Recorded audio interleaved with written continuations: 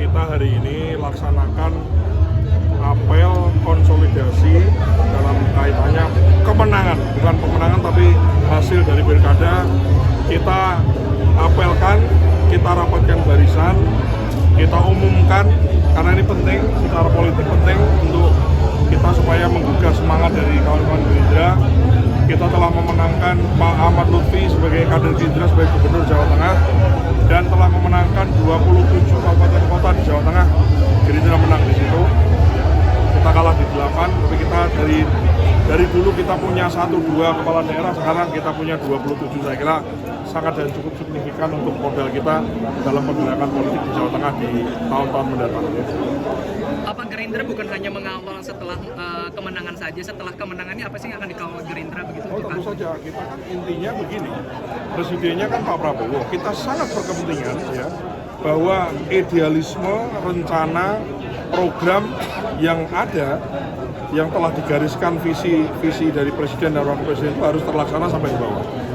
Tentu saja nanti gubernur maupun wali kota bupati tentu juga punya visi-visi tambahan yang tidak boleh bertentangan dengan visi pemerintah pusat, saya kira gitu.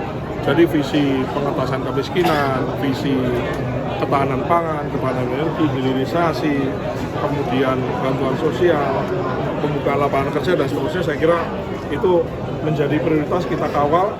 Apalagi kepala daerahnya adalah kader kita. Saya kira apa sih yang membedakan kalau kader dan tidak kan? Kalau kader itu kan setidaknya cara komunikasi kita lebih cair, kita lebih mudah untuk kita akses dan seterusnya. Itu menjadi modal politik kita gitu ya. Kader Gerindranya ada 27 kita usung, tapi kita juga bisa mewarnai di 7 yang sisanya. Sehingga kita bisa klaim atau bisa nyatakan bahwa 27 itu kita bisa memperjuangkan, bisa menselaraskan program-program Pak Prabowo-nya itu dengan kepala daerah yang ada yang kita menangkan ini. Jadi ini puas nggak mas dengan hasil pilkada ini? Ya kita maunya menang semua, tapi ya gimana ya kan? Dengan pilgub mas? Dengan pilgub kita puas dengan perolehan pilgub, dengan kehadiran Gerindra sebagai satu pembeda dalam pertarungan pilgub ya.